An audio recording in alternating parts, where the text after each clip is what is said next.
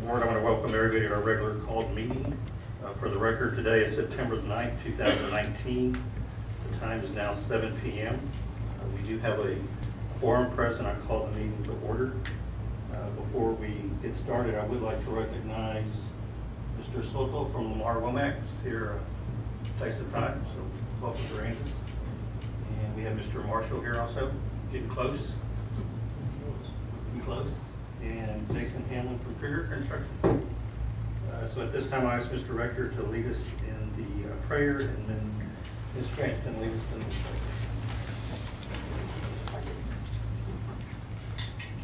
pledge. Allegiance to the flag of the United States of America and to the republic for which it stands, one nation, under God, indivisible, with liberty and justice for all. Honor the Texas flag. I pledge allegiance to thee, Texas, one state under God, one indivisible. Let us pray. Heavenly Father, we come now thanking you for the gifts of our precious children. We thank you, Lord, for blessing our staff to teach and to take care of all the students of APIC, as we're trying to prepare them for the outside world to become good, productive citizens in our society. Then, oh Lord, we ask your blessings upon this board and our superintendent as we begin this meeting this evening. We ask this in Jesus' name, for his precious sake, we do pray. Amen. Amen. Thank you, Mr. Rector. Ms. Grant. The first item on the agenda is public testimony. And you'll notice that normally we have a public comment section. I just want to read some background information so everybody know where we're at on this. House Bill 2840, public comments and testimony at board meetings. Currently in the Open Meetings Act, does not require a government body to offer the public an opportunity to address the board at every meeting. Historically, we have done that here. A new law will significantly change this. Effective September 1st, 2019, House Bill 2840 amends the Open Meetings Act to modify how a government body, including a school district board of trustees, may manage public input at its meetings. Specifically, House Bill 2840 will require the following. The board must allow every person who wishes to address the board on an agenda item to do so during or before the board's consideration of the item. Bullet number 2, the board must allow public comment on the agenda items at all meetings. The board may establish reasonable rules for the public comments, including rules that limit the total time a member of the public can address the board on a given item. A board may prohibit public criticism, a board may not prohibit public criticism of the board, including criticism of any act, omission, policy, procedures, program, or service. If a board adopts rules limiting the amount of time a member of the public may have to address the board but does not use simultaneous translation equipment in a manner that allows the board to hear the translated public testimony simultaneously, then the board must provide at least twice the amount of time for non-English speakers who need a translator. Until the board revises BED local and the district updates the public comment procedures, the board must ensure that any board meetings held on or after September 4th comply with the new requirements noted above. If your board has been operating under any typical TASB recommended policy provisions for public comment, your board should adjust its current meeting practice to reflect the impact of the bill. Opportunities for public comment on any items will be required for every board meeting, not just regular board meeting, and include special called meetings and workshops. The board may continue but is not required to receive public comment concerning subject matters not posted on the agenda. The board may no longer require the designation of a spokesperson to reduce the number of speakers. Public comments about an agenda item must be accepted before or during the board's consideration of that item. Per speaker limits may still be enforced, and citizens may be required to sign up at or before the meeting in order to address the board. However, no member of the board who wishes, no member of the public who wishes to speak about an agenda item And if it's followed, reasonable sign-up rules should be turned away due to an overall cap on the number of speakers or total time for public comment. So with that said, has anybody signed up for public testimony? So we'll move on. Agenda item number 3 are the superintendent reports. We have a construction update, an enrollment report, and a calendar of upcoming events. That's good. Mr. Soto, if you'd like to go up to the podium and share with us the latest.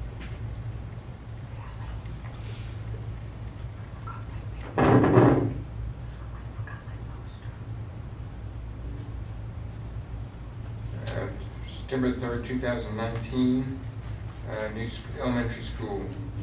The new school received certificate of occupancy on August the 22nd, 2019, and our office issued substantial completion on August the 15th, 2019. Students and teachers were able to use the new school on Monday, August the 26th as scheduled.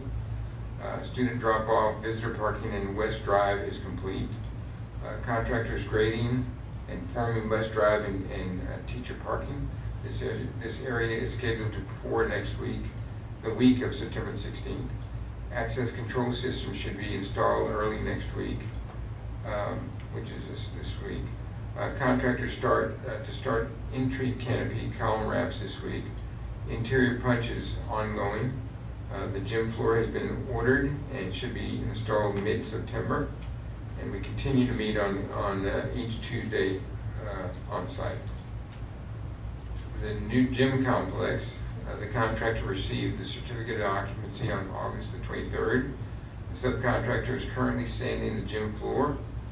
Gym striping and finish will be started next week. Countertops for concessions and ticket areas are installed. Glass cases for concession area are being fabricated. Bleachers are complete. Acoustical wall tiles are installed. Contractor has waxed the VCT flooring in the lobby. Paper towel, soap, and toilet paper dispensers have been installed. Marker boards in dressing areas to be installed this week. Interior and exterior of building has been punched by our office and the district. We are scheduled to meet on site next week at 1 o'clock, which is coming, I guess that's tomorrow. High school concrete wall repair. Our office is met on site to coordinate the start of this project. PSC will have crews on site next week to begin repairs and coatings, and that's already started. Contractor will start at the main entry and work around the building. New finished floor color will match the new sports complex. And that's what we have. If you have any questions, we have our contractors here today. And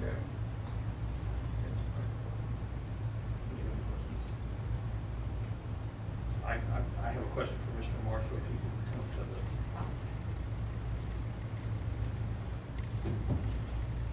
the. Just real quickly, if you could speak to the moisture issue that we had and what we did to identify what it was and how we solved resolve that. The drips of the decking. Yes, sir. Condensation. We went through a number of steps to isolate and locate what the problem was. We've had the equipment manufacturer for the HVAC systems excuse me, out on site. They've done due diligence running through all the equipment, giving it shakedown. Everything is good there. All the humidistats, thermostats have been tested, calibrated, tested balance has been done in the HVAC system. Still had some issues just where we thought we had the problem, but it turned out not to be that. It appears there was some air infiltrating on the southeast side of the building where the prevailing wind occurs. We've gotten there on the fascia areas where we identified likely source and sealed all that up. We've not had any air infiltration condensation issue now for about 11 days. Feel comfortable and good about getting resolution of it. Awesome. No surprises with the recent rains that we had last week? No. Never did we have a leak issue. It's Right. always apparent it was a condensation issue.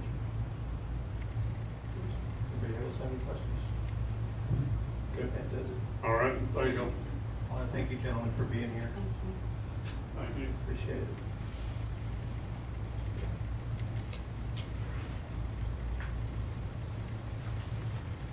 Okay, moving on to enrollment. In your packet, you had put the enrollment numbers as of 9/6, but I would like to give you the latest enrollment. It was at 1598 on that day. As of today, we're up to 1599. And we had a family call us that was supposed to be here today, and I was hopeful they were going to be, so I could go ahead and say this number, but a family that has 7 children that has just moved to the area, and they wish to come to school here and transfer in, and so she will be coming first thing in the morning, so that would put us, and that's a, pretty sure thing. So 1606 will put our enrollment by tomorrow.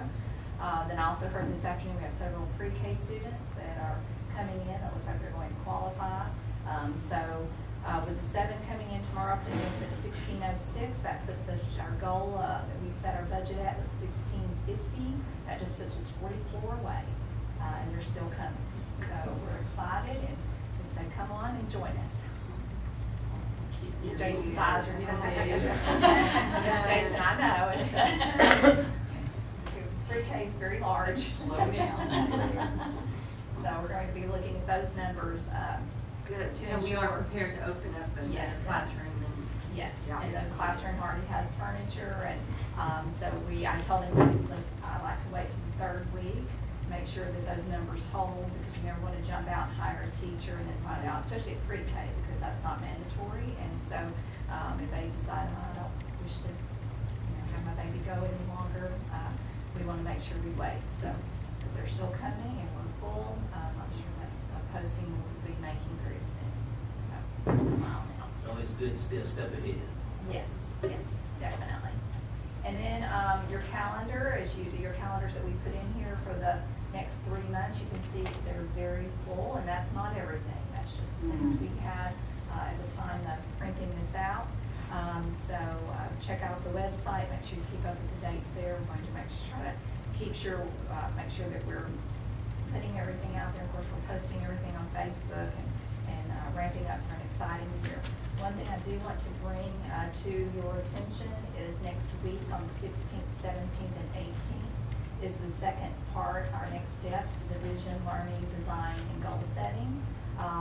It actually says 8 to 5. It actually is 8:30 to 4:30 will be the times. We will hold that here in this area in the boardroom. We're going to transform it into a collaborative environment and work from there. And if you recall, there are several of you that have said you would try to make all of those meetings if possible. Patricia, John, David, and Adele. And I realize things have changed some.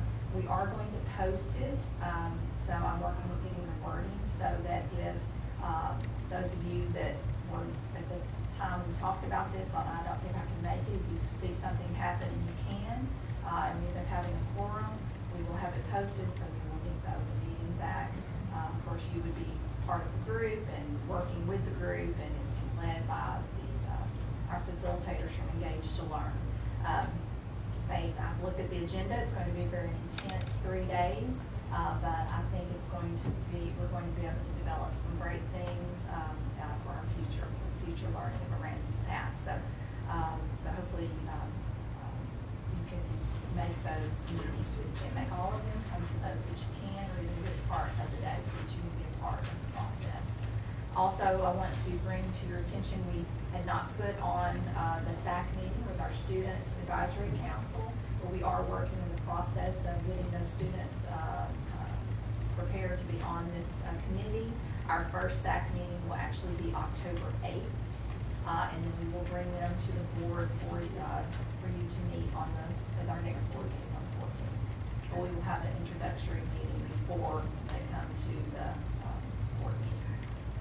I spoke to a few of the students and said they would try to come back. Yes. At the football game, I had them coming up to me saying, am I on the committee? I want to be on the committee. And I thought that was very exciting. It was some of our very same students that served on the panel during the summit. And what I loved hearing was a couple of girls saying, I'm because I asked them, I said, are you seeing any difference from just the conversations we've been having? And they both said, yes, we're seeing a difference in our classrooms, and we're telling the other students, we had something to do with this. We are a part of the change that's coming. And I thought that was very, very powerful and very exciting. So looking forward to more of that.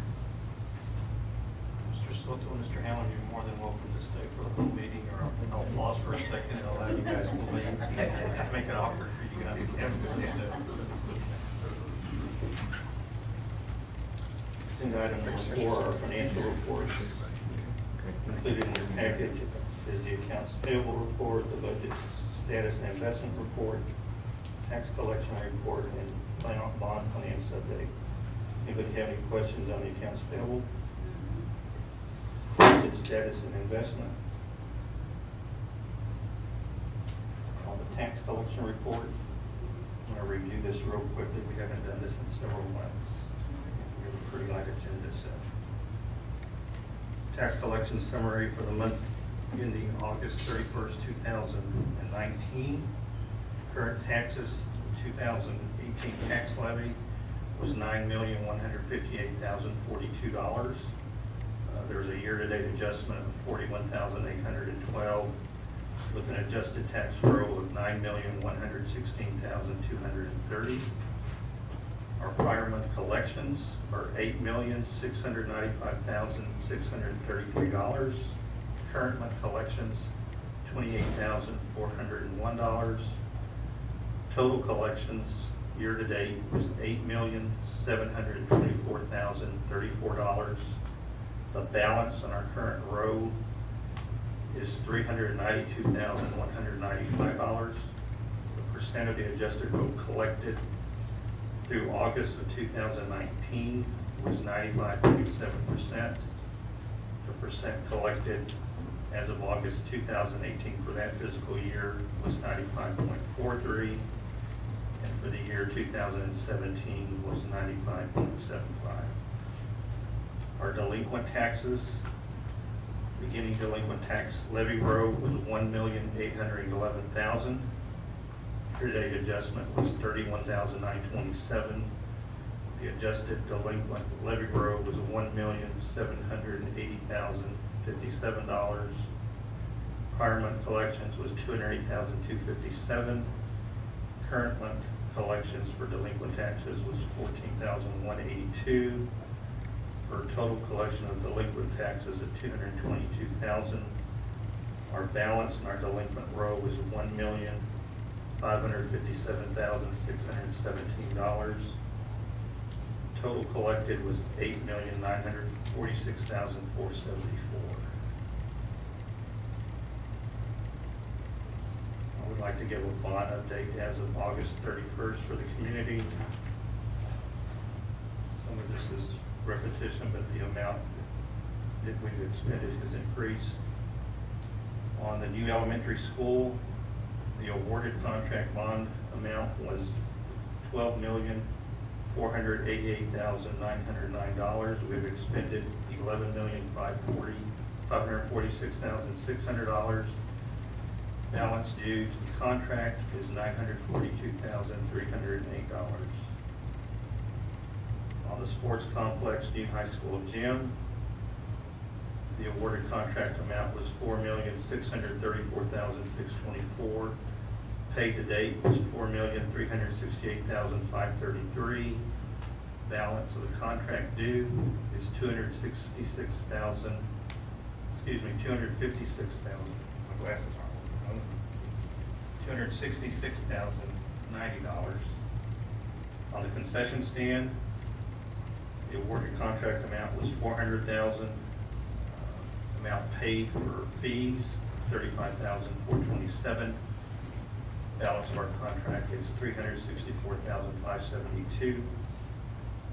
Other projects awarded on the bond were $2 million. Amount expended to date is $1,249,682. Balance of the contract, $665,938. Awarded contract total for the bonds, total of all projects was $19,523,533. Paid to date, $17,284,623. Balance of our contract is $2,371,006.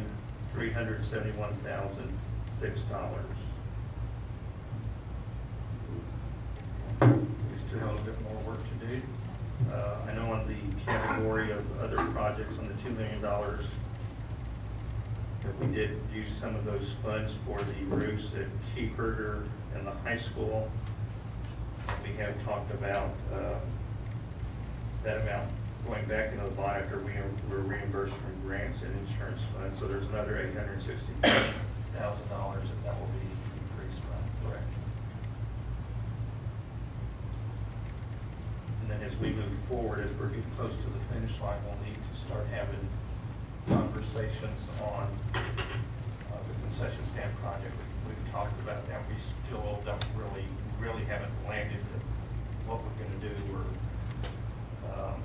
what theme we want, what side the concession stand is going to be. So we need to have either a workshop or some conversation forward of what we want to do there. I know we've had Lamar Womack look at different things for us, but we still haven't decided with any finality what we're going to do. So I would like to know what the fees were. Do we have a drawing? Do we have, with the fees, did they come in some of them? we're going to have some conversations later on tonight that we can share that information.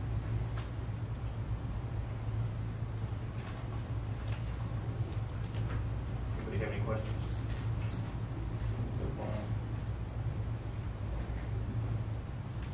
Agenda item number 5 is the consent agenda. Included in the board package are the minutes of the August 12, 2019 regular board meeting and the August 27, 2019 special board meeting.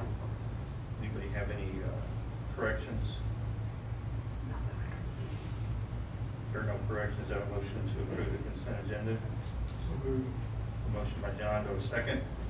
Second by Ms. Diossis. All in favor, please say aye. Aye. Any opposed?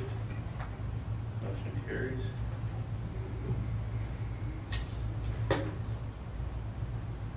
Agenda item number 6 is our action agenda. First item we have is to consider approval resolution for nomination to Nueces County Appraisal District. There was some documentation the administration submitted to us. They're just asking for a nomination from us, correct? Yes, you may nominate, or it says you do not wish to make a nomination, no action is required.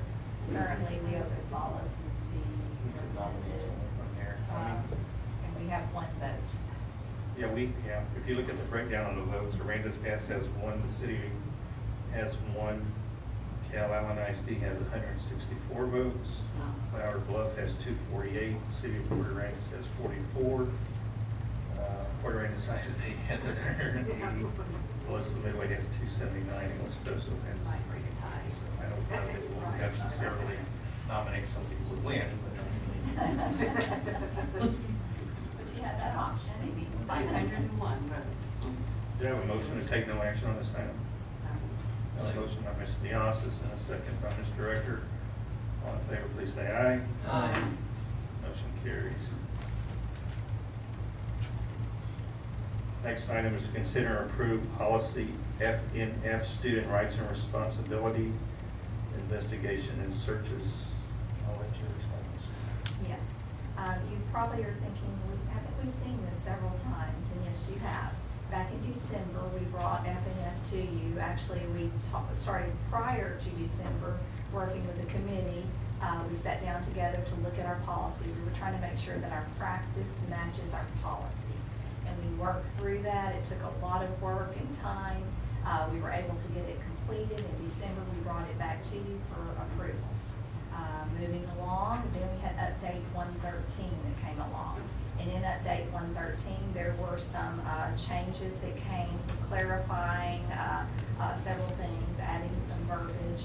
And in that update, and I'm going to take total responsibility or totally miss that there was any opportunity that there was going to be any deleting occurred. So what occurred when we got our FNF policy after you approved the update 113 with these clarifications and so forth, they had completely deleted everything that you had approved in December.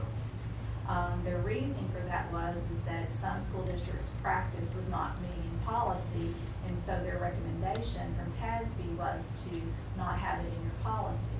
So Wayne, I have to applaud him, he had to work very carefully with our TASB representative to go back through it and explain, no, that's what we did in December. We're sorry other districts do not have their practice meeting policy, but we did, we felt good about it, and we wanted to put it back in there. So there had to be a merging of the updates of 113 with what you had already approved back in December. So we're bringing it back to you. Once again, it has it all complete after many hours of debating and going back and forth. So we're bringing it back to you now to be a policy as was intended. I believe I received an email from Mr. Mullinex where he wanted to add one word for some clarification. We can do that. You can approve this with that added on page, I don't know what it's going to look like in your book, though. It's going to be either page 4 of 8 or 5 of 8. If it's printed out, it was 5 of 8 on your other, and it's underneath election procedures. 52 in your board book, depends on what you're looking at. Under collection procedures, he had made a recommendation that it talks about having samples, having saliva or urine samples, and then it goes on to say a student shall produce a sample within a closed restroom stall, and he recommended produce a urine sample just for clarification. So we can add that for further clarification. But it doesn't change the. And this is not just policy, it's our practice. We have defined our practice. Yes, that we have worked now for a year on Yeah. this, so that's why when it did, when we found out she had deleted it all, we were like, oh no, that's not what we wanted. So, so I just wanted, for full disclosure, I just felt it was important, we brought it back to you, and that way when you approved it, you were approving it as you had originally done in December, along with the changes all in one document. And in the future, when I bring policy to you, I'm not just going to give you the updates anymore, I'm actually going to bring the, it'll make your board have it a little thicker, but I think it's important for us to bring you the entire policy with all the strikeouts and the additions.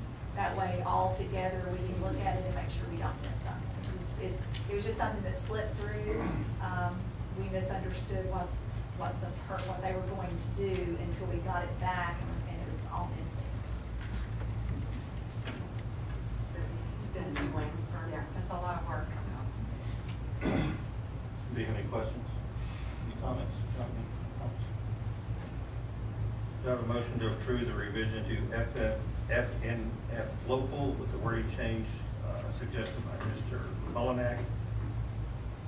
So moved. I have a motion by Ms. Diasis and a second by Mr. Mullinex. All in favor, please say aye. Aye. Any opposed? Motion carries. Agenda item number 7 is the discussion section. For any board member to add anything for discussion in the future, would you like to add anything? Can we talk about the parking lot at the high school? I mean, that maybe from the agenda sometime, because on the home side, where, we talked about last week, that if it rains over, it's gonna be kind of slippery and clay. There's clay over there now, so it makes it very slippery to park and stuff. And that, so we don't, anytime it's wet over there, we lose that whole parking lot. We just can't park people there. So maybe we need to look at some type of cover for that to make it, where we use that in the future. Can you have some discussions and see what our options are to do? You may be already doing that. I don't know. Well, we actually began that discussion Friday when we were putting stakes out to block it off from people parking there, because we knew it was going to be a muddy mess. And Mr.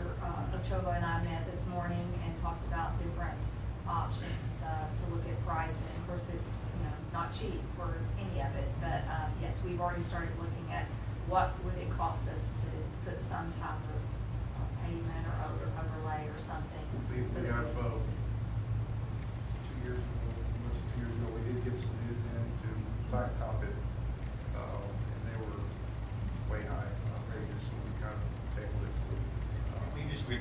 option, doesn't necessarily have to be blacktop.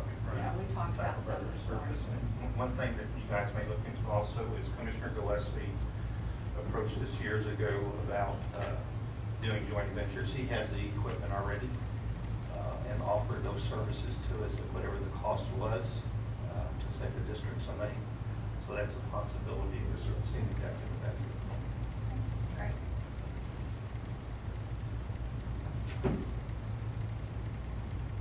Speaking back on that, if you're gonna get an estimate of that behind the football field, go all the way down to the baseball field as well. When people park there for baseball game. So it's not just like football. Yes, sir. Agenda item number 8 is to convene an executive session as authorized by the Texas Open Meetings Act, Texas Government Code 551001, considering any and all purposes permitted by the Act, Section 551.071 and .129, consultation with legal counsel regarding elementary school and construction projects. The time is now 7:31, and we'll convene an executive session. Reflect the time is now 8:17. The board is reconvened in open session to act on any items regarding action from closed session with possible action on matters discussed in closed session. Do I have a motion to approve administration to work with legal counsel regarding the elementary school construction project? So, Motion by Ms. Diostas. Do I have a second? second. Second by Mr. Rector. All in favor, please say aye. Aye. Any opposed? Motion carries. Time is now 8:18, and this meeting